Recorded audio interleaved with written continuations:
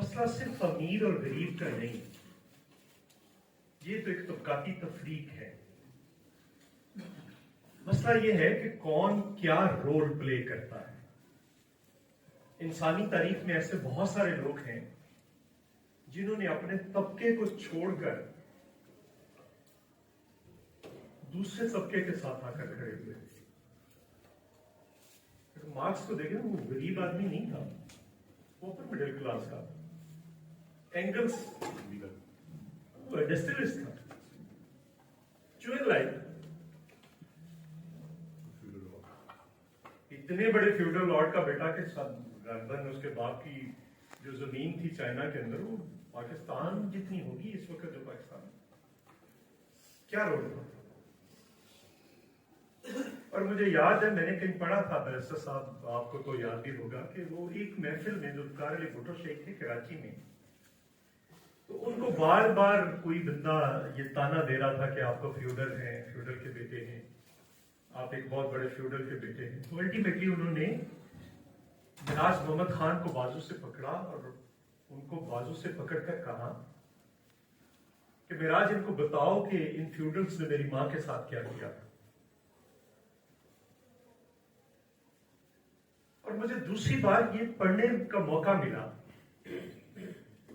ذوالفقار علی بھٹو شیخ لکھتے ہیں کہ مجھے میری 22ویں سالگرہ پہ نیو یارک کے اندر بہت سارے تحفے ملے، لیکن ان میں سے 2 تحفے مجھے بہت عزیز تھے، چونکہ آج سالگرہ کے حوالے سے ہے۔ ایک تحفہ ایک بہت ضخیم کتابوں کا ذخیرہ ملا تھا، جو نیپولین بوناپارٹ کی لکھی ہوئی کتاب تھی۔ کہتے ہیں میں نے اس سے حکومت کرنے کا ہنر سیکھا۔ اور دوسرا تحفہ ایک کم قیمت پیفلٹ تھا جس کا عنوان تھا، دنیا بھر کے محنت کشو ایک ہو جاؤ، تمہیں اپنی زنجیروں کے سوا کھونا ہی کیا ہے اور پانے کے لیے ساری دنیا پڑی۔ وہ کہتے ہیں وہ تحفہ میری ماں نے بھیجا تھا، اور ان کی ماں جو تھی وہ 2 شاہ عنایت ہیں، ایک شاہ عنایت قادری ہیں جو بلے شاہ کے مرشد ہیں، ایک شاہ عنایت سندھ کی ہری تحریک کے لیڈر تھے۔ ان کی والدہ اس سندھ ہاری تحریک کا حصہ تھیں، اور وہ ذوالفقار علی بھٹو کہتے ہیں کہ میں اس لیے اپنے طبقے کو چھوڑ کر اس طبقے کے ساتھ کھڑا ہوں چونکہ میری ماں نے دودھ میں مجھے غریبوں کا دکھ پلایا۔ یہ ذوالفقار علی بھٹو ہے۔ اور کہیں ہم دیکھیں تو انصاف نہیں ہوا ذوالفقار علی بھٹو کے ساتھ، آنیسٹلی اسپیکنگ۔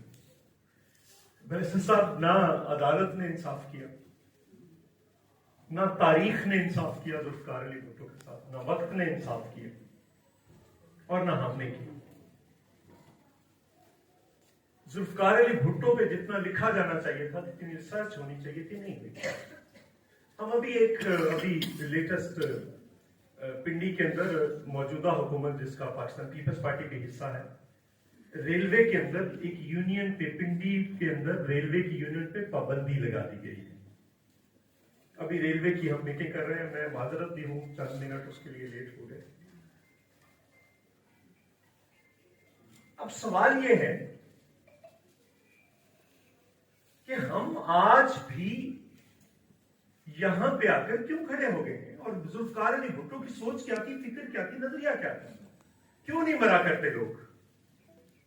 چونکہ وہ صرف انسانی جسم نہیں ہوتے، جو لوگ نہیں مرتے تاریخ میں، وہ ایک سوچ ہوتے ہیں، وہ ایک فکر ہوتے ہیں، وہ ایک نظریہ ہوتے ہیں۔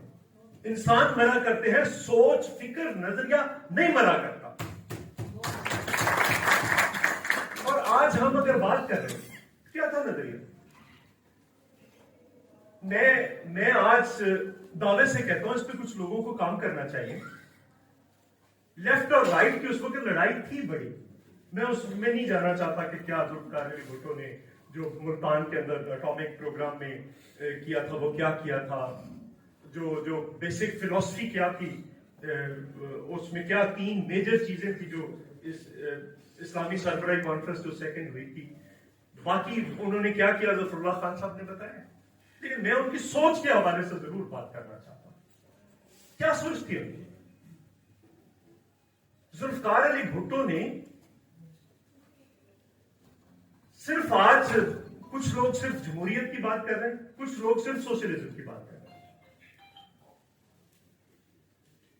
अब बाएं बाजू का प्रॉब्लम किधर आकर खड़ा हो गया है? वो ये समझते हैं कि पीपल्स पार्टी खत्म हो जाएगी तो हम आ जाएंगे। अब दायां बाजू क्या समझ रहे हैं कि पीपल्स पार्टी ने एक रास्ता रोका हुआ है हमारे मुकम्मल फतह याब होने का। तारीख ने बार बार दोनों को गलत साबित किया।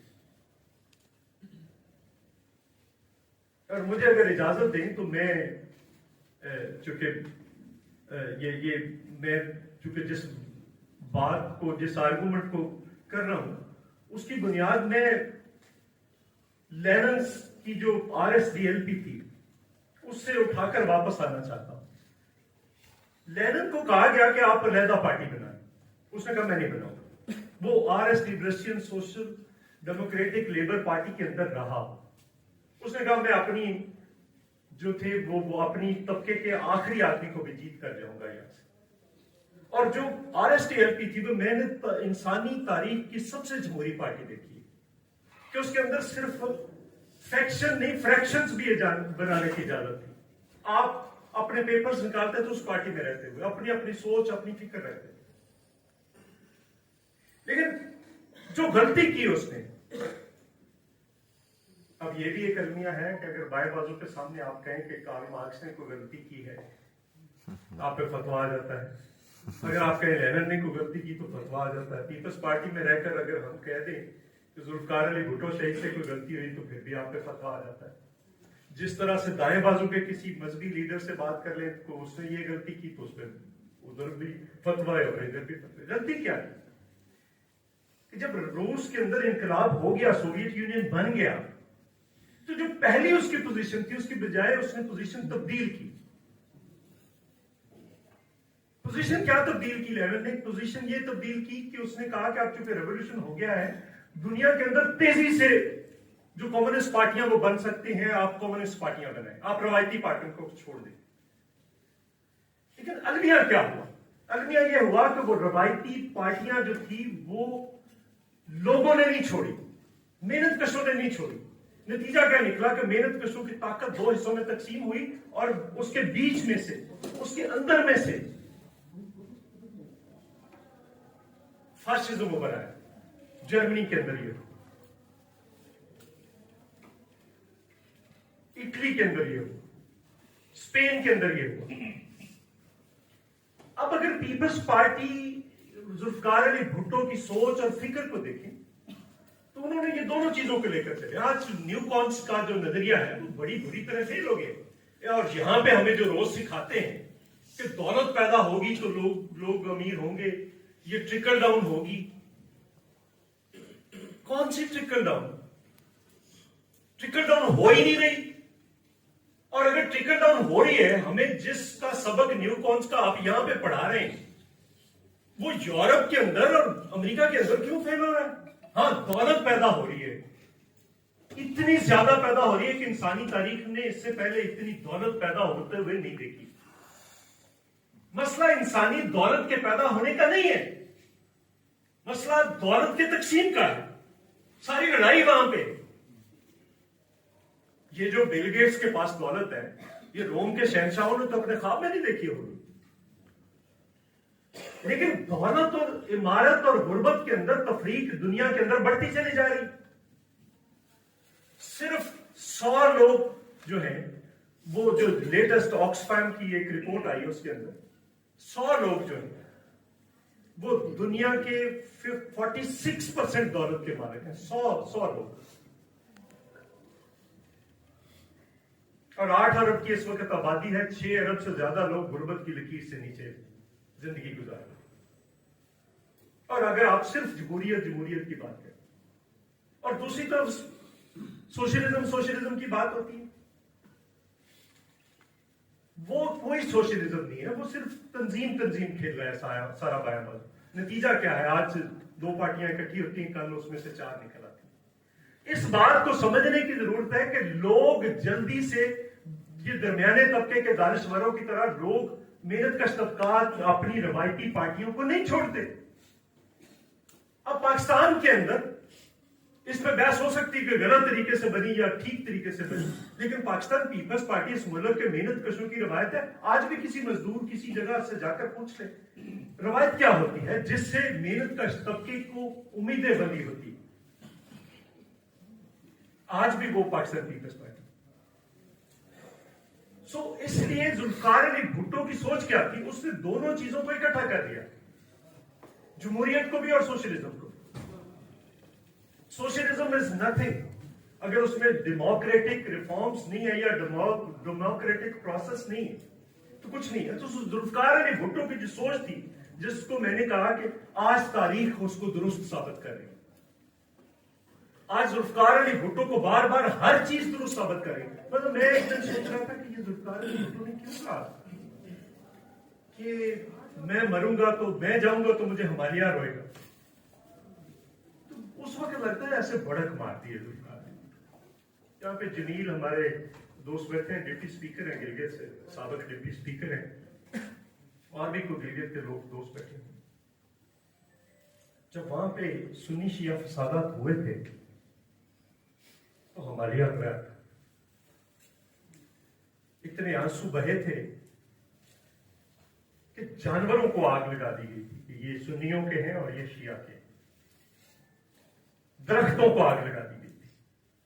ذوالفقار علی بھٹو شہید کے بارے میں پڑھا کہ وہ روز صبح اٹھ کر پوچھتے تھے کہ رشین فورسز نے انویڈ کیا کہ نہیں کیا افغانستان میں، تو الٹیمیٹلی کہا کہ یہ کسی سائیکولوجسٹ کو بھیجو کہ اس کا مرنے سے پہلے شاید دماغ تو نہیں چل گیا، کیونکہ ان کو پتا تھا کہ جو کچھ تم کر رہے ہو اس کا الٹیمیٹ نتیجہ یہ ہے کہ رشین فورسز انویڈ کریں گے افغانستان کے اندر۔ انہوں نے کیا پھر۔ اس لیے وہ ذوالفقار علی بھٹو کی سوچ، ذوالفقار علی بھٹو کی فکر، اس پہ جتنا کام ہونا چاہیے تھا وہ نہیں ہوا، آئیڈیالوجیکلی بھی، ٹیکٹیکلی بھی، اسٹریٹجیکلی بھی، علاقائی طور پر جو انہوں نے اتحاد بنائے تھے ان پر۔ آج پھر ذوالفقار علی بھٹو کی ضرورت ہے، اس کی سوچ کی، اس کی فکر کی ضرورت ہے، اور میں سمجھتا ہوں کہ آج ذوالفقار علی بھٹو شہید کو ان کے جو یوم پیدائش ہے اس پہ سب سے بڑا خراج تحسین یہی ہے کہ ہم ان کی سوچ، ان کی فکر کو لے کر آگے بڑھیں، پارٹی کے اندر بھی، پارٹی کے باہر بھی۔ بیرسٹر صاحب بالکل آپ ابھی میرے کان میں جو کچھ کہا وہ ٹھیک ہی کہا، اور اس کو میرا خیال ہے کوئی بات نہیں، اگر ہمیں اس کی کسی وقت سزا بھگتنی پڑتی ہے تو ہم تیار ہیں اس کے لیے، لیکن ہم اپنی بات سے، ذوالفقار علی بھٹو شہید کی بات سے، ان کی سوچ سے، ان کی فکر سے پیچھے ہٹنے کے لیے تیار نہیں ہے، کیونکہ وہ صرف ان کا مسئلہ نہیں ہے، وہ آج پاکستان کا مسئلہ ہے، وہ آج دنیا کے ان مظلوم قومیتوں کا، ان چھوٹے ملکوں کا، ان طبقات کا مسئلہ ہے جو آج بہت بری طرح پس رہے ہیں، کچلے جا رہے ہیں۔ اس لیے آج آخر پہ صرف اتنا کہنا چاہتا ہوں کہ